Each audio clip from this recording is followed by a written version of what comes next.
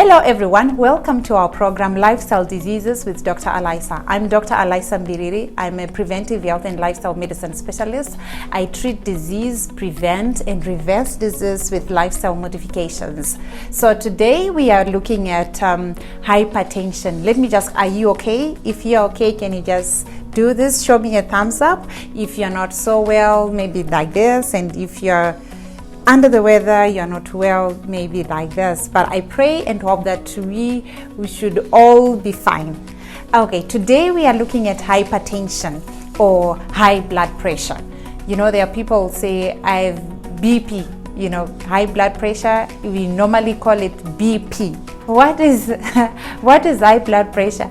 High blood pressure or hypertension is when you have elevated blood pressure of systolic blood pressure above 130 and diastolic blood pressure above 85.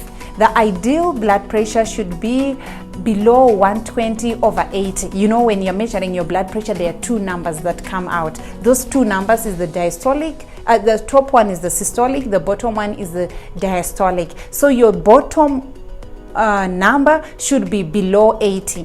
Your top number should be below 120. If you are regularly getting your numbers above 130 for the top one and above 85 for the bottom one, that means you have hypertension. So what are the causes of hypertension?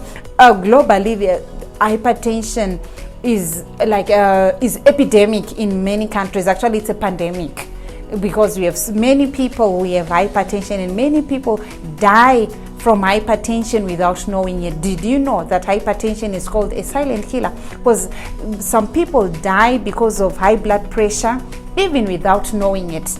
The time that a person knows that they have high blood pressure is the time that they have a heart attack or that they have a stroke. About half the people who are hypertensive do not know that they have high blood pressure. It is important that you get your regular BP checks each and every time, even every now and again. If you're an adult, above 40, above 45, normalize getting your BP checked. Sometimes you can get your BP checked in some pharmacies, or you can actually buy yourself the BP monitor. You can buy yourself and to be checking your blood pressure each and every day. It is important that you know your numbers before you die from hypertension. Of course, when you die, you won't know the numbers. So what are the causes of hypertension or high blood pressure? Number one culprit of hypertension is high salt intake. We need about one teaspoon of salt throughout the day, but many people consume 10 times more the amount of salt that you need in a day. Number two, the second risk factor for high blood pressure is low potassium. There should be a balance between your sodium. Your sodium is the one that you get from your table salt. There should be a balance between your sodium and your potassium. So if you are eating a diet with low vegetables and low fruits, your potassium is likely to be low. So a low potassium balance puts you at a risk of getting high blood pressure. Number three, smoking. Okay, someone will ask me, how is smoking related to blood pressure? Of course, it is related. When you smoke, there are certain things, chemicals that are found in smoke, in tobacco smoke, that affect your arteries, your blood vessels. When blood is being pumped from the heart, it moves through your blood vessels. Everyone is born with blood vessels that have the capacity to increase in size and to reduce in size depending on what is happening. But someone who smokes, the chemicals that are found in tobacco smoke, they harden your vessels such that they lose their elasticity. When it's hot, you see, sometimes you can easily see your blood vessels bulging on your skin. It's because they've dilated. When it's cold, sometimes you can't even see your blood vessels because they constrict. That's how God made them. So when you are smoking, you affect your capacity of vasodilation and vasoconstriction. That also happens, the same thing which happens with salt. Maybe let me just add this on the salt. With the salt, if you're taking excess salt, like we know the purposes of salt that we use in our homes regularly. You use salt to add flavor to your food. You use salt maybe to dehydrate things. So that salt also affects the capacity of your blood vessels to dilate or constrict. When your blood vessel is supposed to expand, maybe because it's hot, you need to lose water. For the cooling effect, your blood vessels have to expand. When you have a lot of salt in your diet, and when you are a smoker, you reduce that capacity of your vessels to increase in size or to reduce in size. This puts a lot of pressure on your heart, and hence you have high blood pressure. Number 4, if your arteries are clogged with fat, this comes from a high fat diet. Sometimes when you're eating meat with fat, let me just remind you this. When you are boiling your meat, you boil it in water which is around 100 degrees. What's the temperature in your body? Our body temperature is 37 degrees. Look at this. You have boiled a piece of meat in water which is 100 degrees, and there's the fat. The fat is still fat in 100 degrees. Now you're putting that fat in your body with a body temperature of 37 degrees. What do you think happens to that fat? Do you think that fat is going to disappear? No. After digestion, your fat is still going to come together, and you have that fat. What happens with your fat? Your fat maybe lines your blood vessels, and it now clogs your blood vessels. Look at it this way. If you are using a hose pipe to water your plants, to water your garden, when you block the end of the hose pipe where water is supposed to come out, what happens? You feel a lot of pressure. You feel that the water wants to come out with a lot of pressure. So now, if your blood vessels are clogged with fat inside, that fat, it puts a lot of pressure on the heart. So instead of having a clean vessel like this one that you can see, your vessel is now clogged with fat like that one. Can you see the difference between the two? The one which is clean and the one which is clogged with fat. If your vessel is clogged with fat like the second one, your heart will have a hard time to pump blood. Your heart will have a hard time to have blood reach your toes. Your heart will have hard time to have blood reach your brain. So depending on where the blockage is, it will give rise to different diseases. If the blockage is in a vessel which is leading blood to your brain, a person strokes. You will suffer a stroke because you had a vessel which was blocked with fat leading to your brain, and it will result in a clinical damage. If that vessel is leading blood to your heart and it's clogged by fat, with that lots of pressure, you then have a heart attack, you have a cardiac arrest, you have cardiac failure. And if the vessel which is blocked is leading blood to your kidneys, you have challenges with your kidneys, you will have kidney problems. If this vessel which is leading blood is blocked, if this vessel is blocked which is leading blood maybe to your sexual organ, if you are a male, it means maybe you have erectile dysfunction. So many things, so many complications may come because of this excess fat in your blood, excess fat in your blood vessels. So when it comes to hypertension, you are putting a lot of pressure on your heart, because the same volume of blood which is supposed to pass through your vessels is pumped by the blood, but now the channel is now clogged with fat. So your heart will now have extra pressure to pump extra. It will use extra force for the equal amount of blood to pass through that blockage for it to reach its intended destination. And number 5, lack of exercise. If you do not exercise, you are putting yourself at risk of having hypertension. Number 6, obesity. Obesity is when you have excess weight. Let me explain this a little bit. We use body mass index, what we call BMI, to check if you have the normal weight or ideal weight.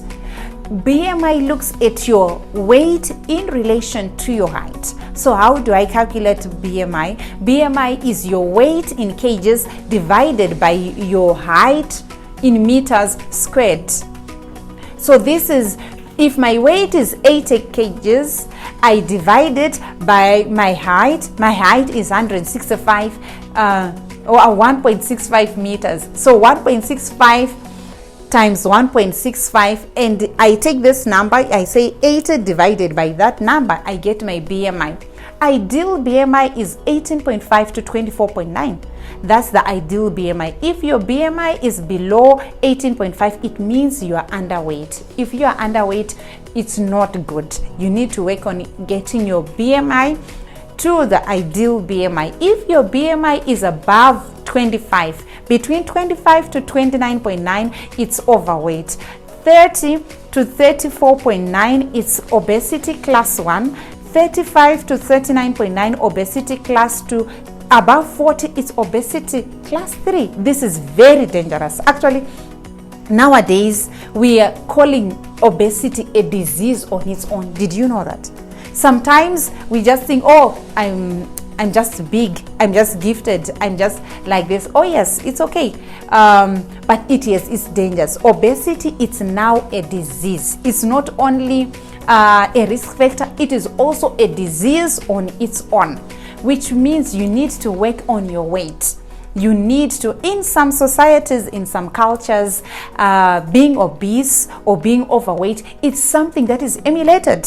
For people to see that maybe my husband is taking good care of me, they should see that I've gained some extra pounds, some extra kgs. For people to see that this person is living large, is living well, they should gain weight. This is what some societies and some cultures believe in. But that is not good. It puts you at a higher risk of getting hypertension. It's a matter of time. It is actually, if you are obese and you do not have hypertension, it's just a matter of time. Sooner or later, you'll get hypertension because of the reasons that I gave you about the fat. And if you are someone who does not exercise, a sedentary lifestyle makes it worse. So it is important for someone who's overweight and someone who is obese to take care of their weight. How do we do that? We need, for me to lose weight, there are two important concepts that I want to talk about. Number one, we have energy intake. Energy intake refers to the food that we are eating. The food that gives us energy are our carbohydrates, our fats. Those are the foods that give us energy. Of course, your protein also gives you energy. So if your energy intake, your calories that you are taking in are more than the energy that you are using, you get a net gain of weight. Okay, let me repeat that. There are two concepts: energy intake and energy expenditure.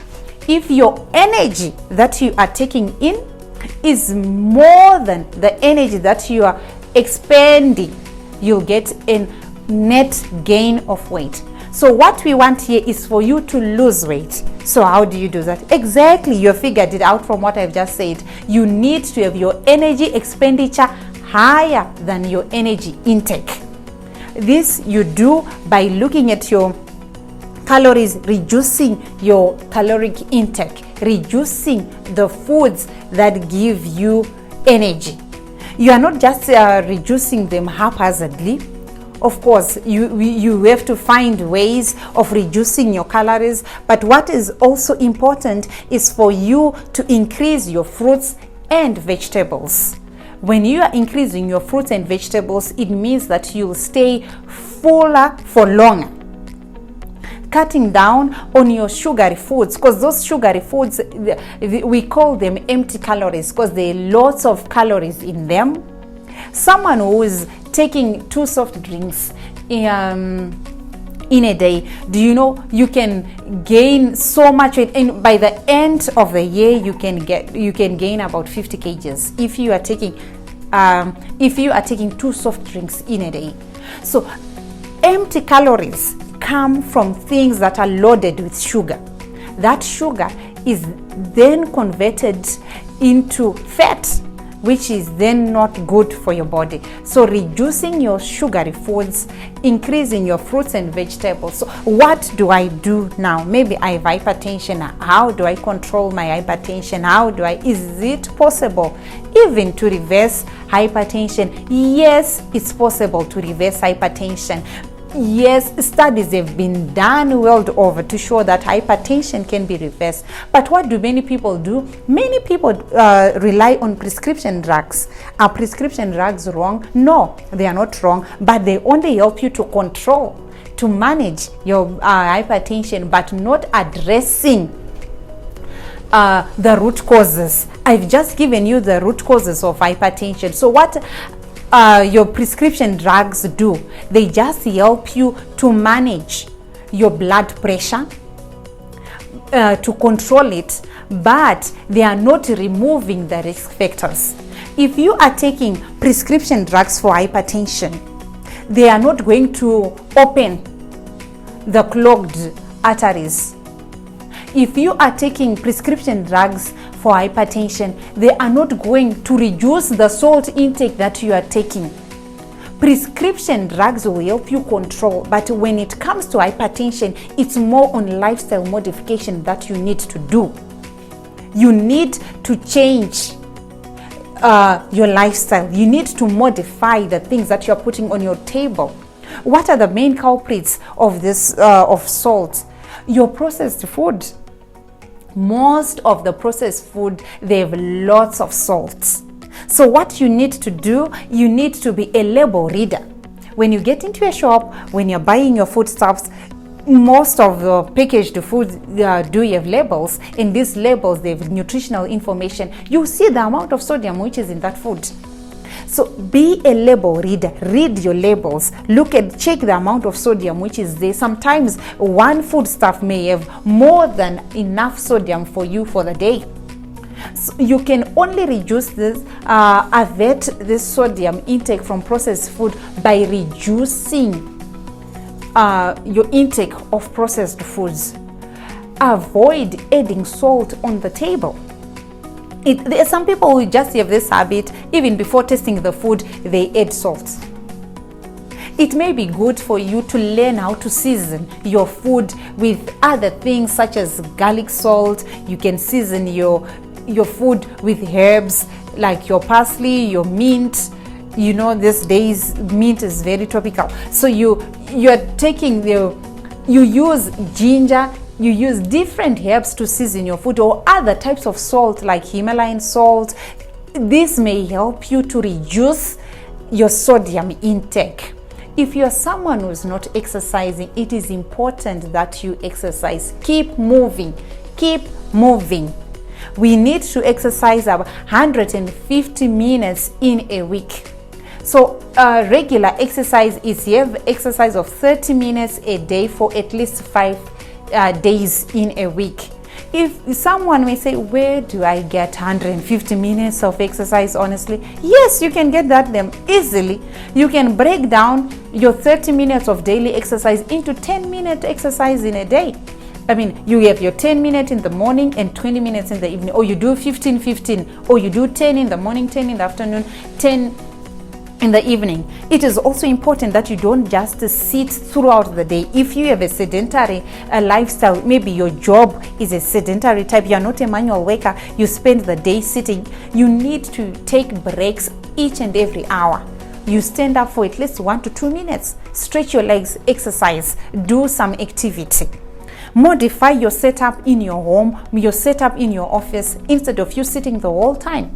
If your work is close by, you may choose to walk on some days. So how do you reduce your sources of saturated fat which block your arteries? You reduce your saturated fat by reducing your intake of meat. Saturated fats and cholesterol are mainly present in your meat and animal products, your milk, your eggs, your cheese. These are your chief culprits of saturated fat and cholesterol. Of course, you get some saturated fat maybe from things like coconut oil. You may need to see moderation of things that have the use of things that have saturated fat. Use healthy fats like olive oil, use avocado oil, use peanut oil, use sesame oil. These are healthy oils that can help you to work on the bad fats that your body may be having. Stop smoking. If you are a smoker and you're looking at me, stop smoking. Smoking puts you at a risk not only of hypertension but a whole lot of other diseases, maybe over 50 diseases. So stop smoking. We'll talk some more on the stop smoking thing, but stop smoking. Alcohol intake also. Alcohol puts you at a risk of high blood pressure. Maybe I forgot to mention alcohol when I was looking at the risk factors. If you are someone who drinks alcohol, it is important. If you can reduce your alcohol intake or stop your alcohol intake completely, because it puts you at a higher risk of high blood pressure. Sedentary lifestyle, exercise, cut your salt intake, increase your intake of fruits and vegetables, move more, and we will beat hypertension together. God bless you.